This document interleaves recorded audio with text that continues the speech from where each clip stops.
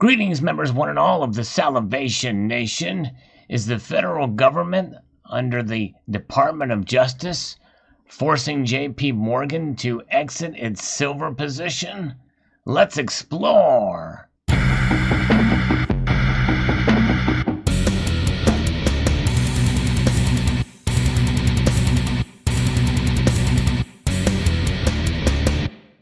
I was alerted to this by Pamela Rice and several others in the community about this very interesting story that is starting to be a buzz around different social media outlets. And this is the only thing I could really find of any kind of talk about this. And this is from back in April. We're going to go through this. I did some other research about this too after hearing an interview that Pamela had sent to me from one Andrew McGuire, a very kind of polarizing figure in the gold community especially, but precious metals community. But the article goes on here. It says J.P. Morgan and Citibank have long manipulated the price of silver via short positions on the futures market. And this story from goldsilverbitcoin.com dated from back in April. These silver shorts ruined the silver price, according to Bill Murphy, the Gold Antitrust Action Committee chairman and editor-in-chief of Le Metropole Café. He notes that gold and silver ratio has recently been 125 to 1, presumably due to such manipulations. Its historical average is 16 to 1. Well, that's its historical fixed average. That's not its natural average. And by the way, presumably due to such manipulations, he's assuming that that's the case. But we'll talk about that later. Most of the community understands my position on manipulation, and it is not a popular position, that's for sure. But he says that this is changing, according to Murphy. They're getting out, Murphy told the Gold Silver Bitcoin podcast. The open interest, which is the long and shorts and COMEX, has come down from 145,000 to 138,000. When silver went from $50 in 2011, it was 135,000 contracts all the way up till near the end. So J.P. Morgan and the gold cartel are clearing the decks for the gold and silver prices to go bonkers. At writing, silver futures open interest is a current level of 139,256, down from 192,676 1 year ago. This is a change of a 27.73% decrease from 1 year ago. And here we can see from the chart showing that decline there. Now the open interest of gold has collapsed. The price is heading to 2,000 and then to 3,000, says Murphy. They don't have enough physical gold to stop the price, and that was happening before the coronavirus hit. The gold cartel has already blown up, he says. The gold open interest is down from 800,000 to 450,000. It's the bad guys getting out getting out of the way of the big moves coming in gold and silver. The gold and silver cartel are the bullion banks and elements of the U.S. government which try to stop the prices from increasing because it makes the U.S. dollar look bad, according to the longtime commodities commentator. So think about that statement here. And they're bullion banks and elements in the U.S. government. And I think there is some truth to that. Heck, the Federal Reserve, with the printing of the dollar and the like. But other than that, J.P. Morgan itself has been caught trying to manipulate as well. But the thing is, that's a different story here. So it's easy to blame the banks, and of course the bullion banks, J.P. Morgan being one of those banks that will fall in that. Basically, it's this big, wide conspiracy. But I don't think they have the capability to do it. I really don't, especially the U.S. government. However, they do know how to destroy the dollar, and they're doing that every time they print a whole bunch of it out there. It's only a miracle in that some of those dollars haven't come back to really decrease, and that's going to really cause, there's no stopping gold and silver from going back up if that happens, big time. Open interest in silver has been 200,000 and 225,000 for years and years, said Murphy. Now it's down to 135,000. That means they're getting out of their short positions on the COMEX. Silver will take off out of nowhere. Once it gets to $21, it'll shoot to 50 and then to 100. I've been waiting for this for years, he said. It's here. And that means they're going to have to let it go because they know what's coming.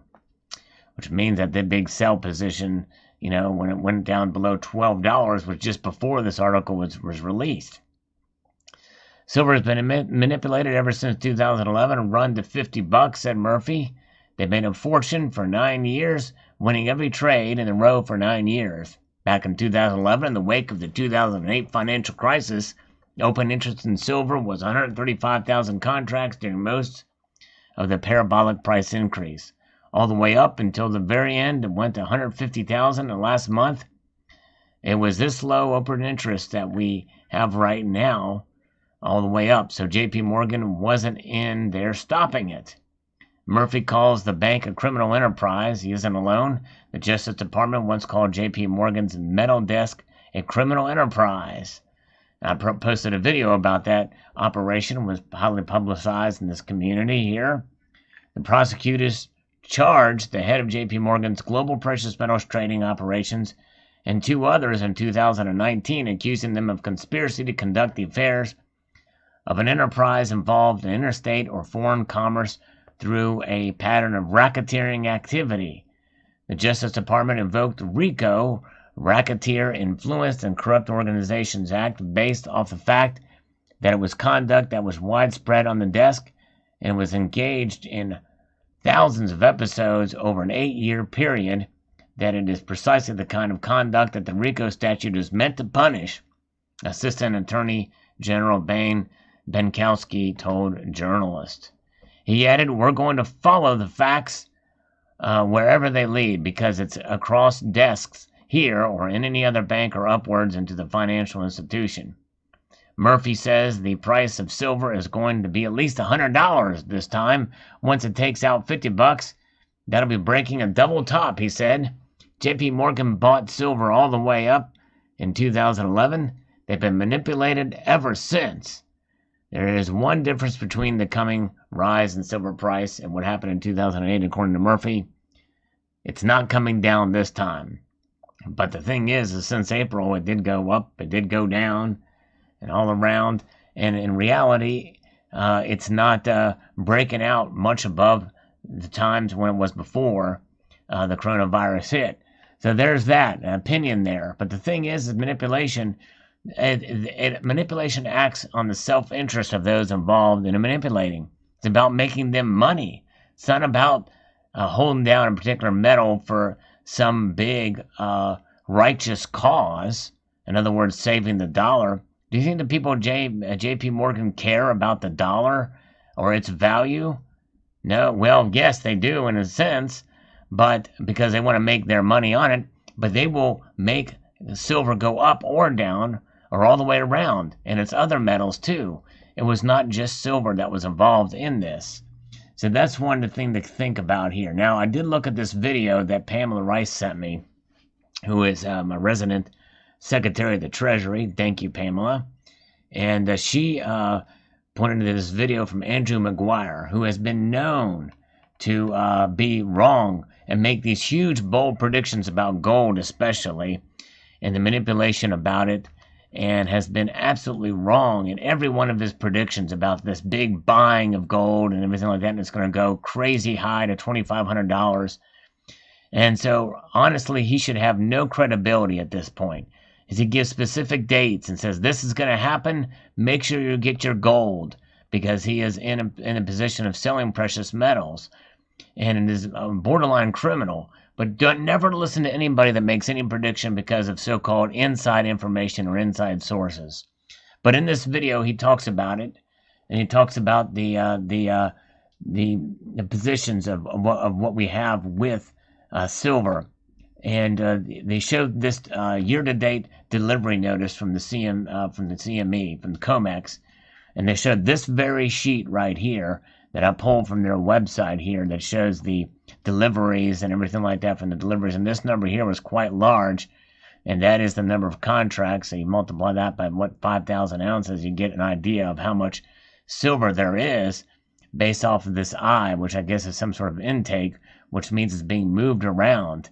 And there's other numbers here that are shown here for each one of these particular entities here, CS and then I. We're saying the silver's been moved around, not necessarily sold per se, but it's been moved out of this particular idea movement for a forced entry, forced sale, I guess, and what have you, at $17 an ounce. And they think because of that price, as opposed to 21, which is where most people think it should be, because that was the high back in 2016, the next area that would make logical sense to sell, why sell at 17 when silver's been making its way up? So based off that logic, well, they'd come to the conclusion that the feds are basically forcing them to reduce their position. It's a very weak argument in my view. But however, it does show us that this is some documentation of where these futures are and the holdings of them. Do we believe them? They're numbers on a spreadsheet here. I don't know.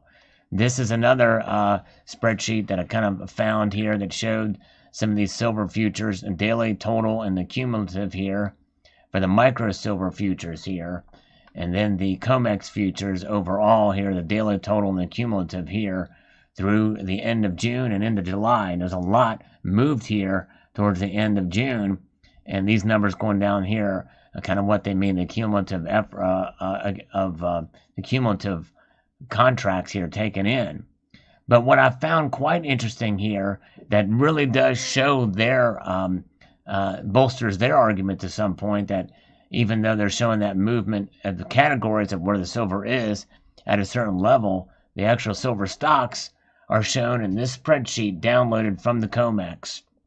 And you can see all these other banks here showing the withdrawn amount. Look at how much was withdrawn from Brinks here.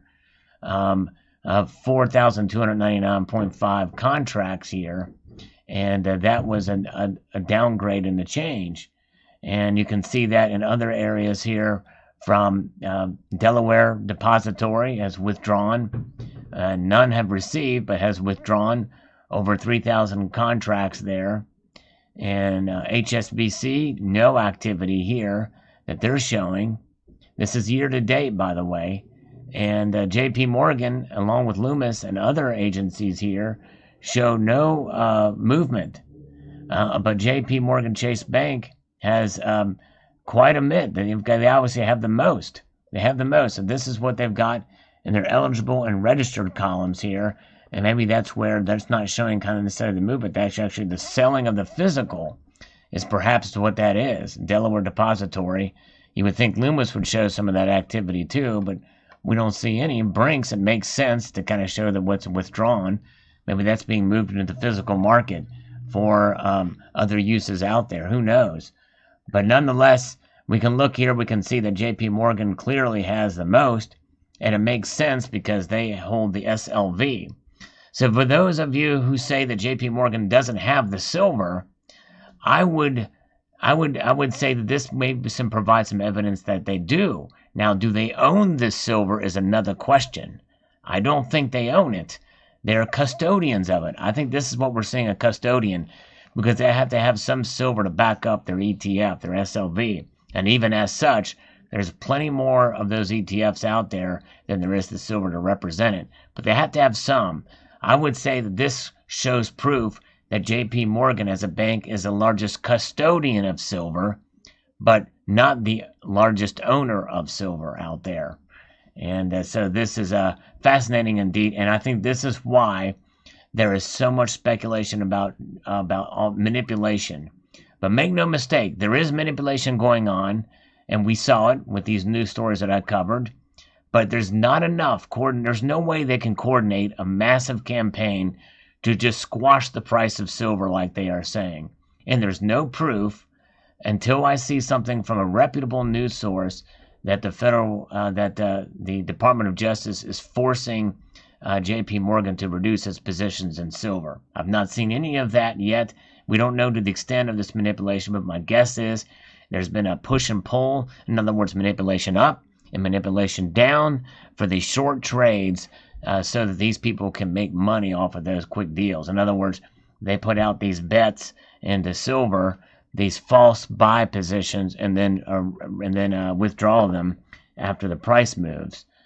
That's the kind of thing that's going on. That's not going to have that great an amount of an effect on silver, in my opinion. But natural market forces, that is the biggest driver in silver prices. That is the largest driver, and that means that the manipulation that does occur from the Federal Reserve to the government to all these banks are going to be relatively minor. And why? Because, like it or not, silver has a role as a commodity. And so demand, supply, that's going to have an effect on it. And also the fact that it is money as well. It's seen as a hedge. And then the demand or the lack thereof, and which is something I've been complaining about for a while in the community here, but among those that are bullion buyers of the metal is a relatively weak, I believe, compared to the commodity aspect and the demand there. The beautiful thing about silver is that it has many wide-ranging uses. And so you're seeing this over 60% demand for just industrial. When you take into account jewelry and other applications, the vast majority, I think it's well over 80%, it goes in that regard. So less than 20% is for folks like you and me that accumulate the metal as a hedge against economic instability. That number's got to tick up more, I believe, in order for the price to go up. So I hope this provides a balanced view, and we have some hard evidence, hard numbers here from this spreadsheet and these data sheets directly from the COMEX. Fascinating indeed. Here's where I got it from, the COMEX CME group. Fascinating indeed. Post your thoughts below. Thanks again to Pamela Rice and some others for making me aware of this information. Would like to extend a multitude of gratitude to you all for taking the time to watch, and encourage you to please rate, share, comment, and subscribe.